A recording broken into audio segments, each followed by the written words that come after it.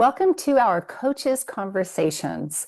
My name is Dara Lee Barbera, and I am a co-principal here at DPC, Diversified Professional Coaching. And we're so pleased to have one of our amazing coaches with us today. It's Carl Sharperson. So hi, Carl. Thanks for joining us for the conversation. Thanks for having me. It's a pleasure.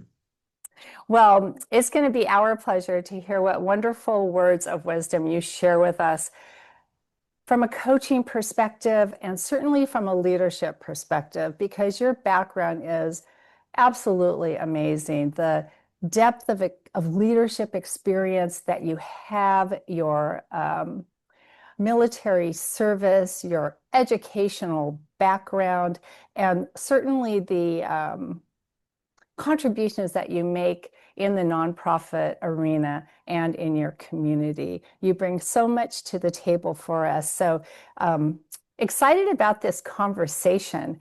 I know you wanted the topic to be strategies for having a successful join up with an organization or team. And it really put a smile on my face when I saw that, because so many things can go right. And there's always that opportunity for things not to go well for a leader when encountering a new organization or a team. So with that, can I ask you maybe a first question? Or would you like to say a few words about the topic before we get started? No, you can just hit me with the questions. That'll be good. Okay, so what do you do first? How do you ensure that upon thinking about that day one, you're walking in there as the new leader, new team, new organization? What can you do to just have the best launch possible? Well, the first thing I want to do is let the organization know that I don't know everything. Matter of fact, I don't know anything about the organization because I just got there. And I want to encourage the organization to help me get on board because I need them. They're the eyes and the ears of the organization. They're the ones that have grown the organization. And I need their expertise. I'm not going to make any decisions until I do an assessment of the organization and really understand what is, because if I don't understand what is, I can make some changes that could make things go wrong. And, you just don't know. I want to be transparent about my background, personal background, professional background. I'm not a perfect person. They're not perfect people. They can see right through people that are tinsel or not real. And people say things in private that they will not say in a group or in public. I want to do as many one-on-ones as possible. That way I can get authenticity. I want to communicate personal values, but most importantly, I must live up to those values. So those are some things that I think are important as the first get on board, the first conversation, the first encounter. Great advice. I think I had shared with you that when I saw what your topic was, I thought about, gosh, what if you're a leader and you walk into the room and like the whole group just sits there and stares at you, they cross their arms with this, okay, just try. So there must be some steps to take. Do you have some specific steps? And I do know, I want to mention, there's so many things in your bio, and we will give you, the viewers, the audience, a link at the end of this conversation to your bio, as well as how to obtain your books. So you have so much to share, and thanks for just giving us, like, what are the simple steps? Okay, I've got the steps. I'm not sure if they're simple or not, but Oh, all right, simple is not a requirement. yeah, So yeah. Well, what the first step is the one-on-one process. You want to do a one-on-one process with the top leaders in the organization. And you want to do one-on-ones with a sampling of the entire organization. So you want to get a good view of what you're dealing with. You can't interview everybody, but you want to make sure you interview enough people so you can get a feel for really what's out there, right? Now, when you have these conversations, you talk about your background. I'm Carl Sharperson, grew up in Washington, D.C., uh, played a lot of sports growing up. Parents didn't have a whole lot of money, wanted to go to college. Played sports. High school coach was the third most influential person in my life. He's the one that sent the recruiter to my high school to recruit me to play football at the Naval Academy. I didn't know what the Naval Academy was. Entered the Naval Academy, played football, graduated, entered the Marine Corps, became a pilot in the Marine Corps, worked for 3 Fortune 500 companies. And so I talk about my background. I even talk about the fact that I'm a stage 4 non-Hodgkin's lymphoma survivor, right? So, you put the personal piece in there. How many kids do I have? How long have I been married? And it's the gambit. Because the more authentic I am and the more transparent I am with those individuals, the more transparent they will be. And there's a quicker join up and more camaraderie quicker. So I talk about the background, personal and professional. I talk about what do you see in the organization that could be improved? What are your thoughts? I write those down. My expectations of you are that you tell the truth. You do what you say you're going to do. And if you see me doing something that's going to hurt somebody in the organization, I need you to tell me as soon as possible. So I talk about my background, get them to talk about their background. Again, the more transparent I am, the more transparent they will be. What do you think needs to be done to improve?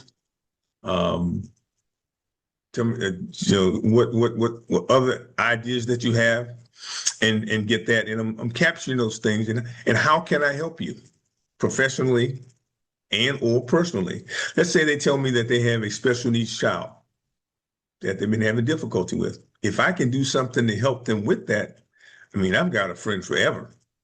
It will knock down heaven and earth to protect me, because I just took, I'm adding value and showing some humanity. So that's kind of what that conversation goes like. Well, and I feel like the order is really important of what you just said also. I always think about when you tell a personal story also to someone, you want to make sure that you frame it up and say it in such a way that if that's the only thing they remember from your conversation, that you're good with that. So I just add to that, prepare what you're going to say. So it is very specific and concise, and it does lead to encouraging them to reciprocate and do the same and share back. So I feel like that's a really beautiful foundation that builds up to that final, how can I help you? I think it takes all those preliminary steps to get to really a authentic answer from them. How can I help you? So thank you for that. Those are wonderful steps, and not too many. So so what are the cautions that you have? What should the leader be looking out for? And maybe even like in that conversation, I wonder, are there any like telltale signs, or as you think about what things to look out for, are they always just right up front, or a little bit over time? Do the watch outs change?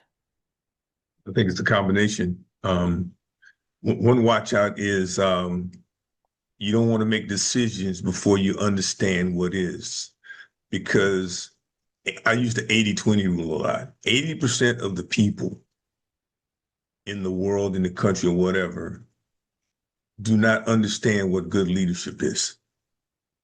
So when I come into the organization, I've got 80% of the organization that has not seen good leadership. So when I say trust me, they're saying, yeah, you're just like the last joker that was in here that left me high and dry. So that's what I'm trying to overcome, right? So I don't want to make decisions until I understand. Dr. Deming, who I read a lot of his stuff when he was in his heyday. Dr. Deming said you must take fear out of the organization. When I was working for a Fortune 500 company, they went to a Deming seminar and came back and they said, I understand these 13 principles, but there's one I just can't get with, and that's taking fear out of the organization. This is a Fortune 500 company, so people need to feel comfortable to tell the truth, because if they don't, they're going to protect themselves. If they think they have to protect their job, then they'll tell you some stuff just to protect their job, and you don't want that. You don't want to go back on your word. When you say something, you want them to be able to take it to the bank, because it doesn't take a whole lot to lose credibility. And once you lose credibility, it's very difficult to be a good leader. Show humanity and humility. Treat people like you want to be treated. Now, a lot of times there are people in the organization that need to leave the organization, either because they're not a good fit, or because I don't think they're a good fit, or some combination. But I need to treat them with humanity. And how I treat them and how they leave the organization is going to be reflective of how people leave the organization. In other words, if I treat people not so good and they leave, then the other people in the organization, when they get ready to leave, they're going to say, I'm going to let him know at the last minute, as opposed to come in for a while and say, I'm thinking about leaving, and I want to give you some good information, do a good transfer. I want them to feel that they're still part of the organization and they want to help me as they leave. The word will spread about your conversations, whether they're good, whether they're bad, or whether they're indifferent. And everybody wants the same thing in life. They want to be respected, they want to be loved, and they want to be successful. We've got a couple of practical examples and stories that I'd like to share if this is a good time. Yeah, no, it's a great time. So I became the plant manager of a union organization in the Midwest. I've never worked in a union plant before. It's a very traditional union organization. Everybody had specific jobs. We had the oldest people, the oldest equipment. 20% of the workforce was illiterate. And we took a very traditional union organization where people could only do one job and turned it into a high-performing work system. And we were the best performing plant in the system. So when I joined up with the organization, I had a meeting because my boss had some high expectations, and I finally figured out I can't do this on my own. So I called shift meetings. I had shift meetings and told them basically, this is where we want to go. I need y'all's help because I don't know how to do it. So we put together a plan to do that, brought them in, and that's kind of how we put that plan together. And we were the best performing plant in the system. We were the only union plant in the system. Again, the oldest people, oldest equipment, 20% of the workforce was illiterate. We did a gain sharing program where we looked at the results and gave people a piece of the action over time. We had luncheons once a quarter to celebrate. But anyway, that was one example of coming on board and asking people to help you. The other thing I want to talk about is a lot of times there are individuals in the organization that may not have a title, but they have a lot of power. If you go into an organization, you might have an administrative assistant that's been in the organization for 20 plus years working with the head person that you're taking the place of. That person knows where all the bones are buried. Sometimes you go into an organization. I went into an organization and there was a janitor in the organization. The janitor retired. And then all of a sudden things started going awry. Come to find out, the janitor was the unofficial HR/counselor for everybody. So when that person left, there was a huge void in the organization. The person didn't have any power or position, but they had influence. So that's who has the pulse on the organization, who knows where the bones are buried, and being able to understand exactly what's going on and get people enrolled. And normally people are excited about helping. And if you can create an environment where people want to help you, and you can have one-on-ones in the break room, in the bathroom, doesn't make any difference, because word's going to spread, and people will look forward to telling you their ideas on how to make the organization better. Well, and we are limited on time, so I won't share all of the responses that I want to make to all of the important things that you said, but certainly leadership is not a solo sport. I mean, we as a leader, we really get nothing done except with the team. And I think about what is leadership, right? Leadership has three components: the leader, the followers, and the situation. And I always think where those three things intersect, that's leadership. And so what you described about bringing everybody together, coming up with a plan, well, that's what it takes, right? The leader can sit there and hope and wish and come up with their own plan, but really who must execute? And that is the team. So that is just such a beautiful example and illustration of, together is how it works. So thank you for those stories. And I love the story about the janitor, of course, and being the person of influence. So important to figure out who really is who, I guess, huh? So, Carl, do you have any final thoughts for us? Any final takeaways from this visit with you, which we so appreciate, thinking about what are the strategies that we need as a leader so that we have success?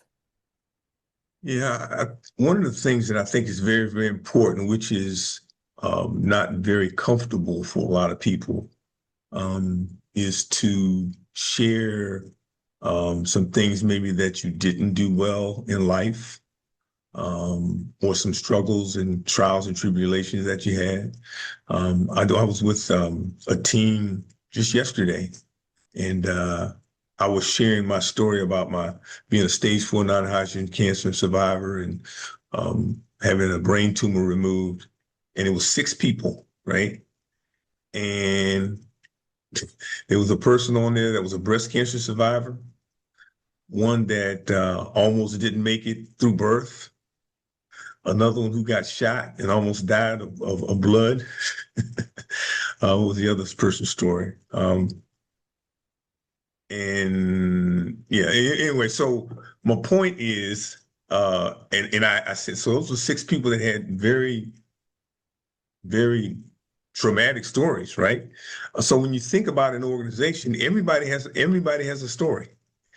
So if you can get them to tell their story, it can be a heck of a bond. But in order for them to tell their story, you have to be transparent and vulnerable to tell your story. Well, and I think those are just wise words for us, because I don't think that all leaders come to the table believing that that's okay. So, and I always say, just plan your story, right? So that you can tell it with confidence, with the how do you want it to land and where do you want that to take you? So I think you've certainly paved a path for us about where do you want that to take you? So anything else you'd like to share with us, Carl? I don't think so. Okay. In my 2 books, I talk about my first book, I talk about leadership from a very, it's set up such that it's all stories and overcoming adversity.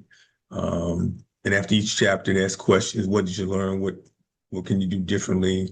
And then my second book is Sharp Leadership, Parenting Principles for Rearing Young People.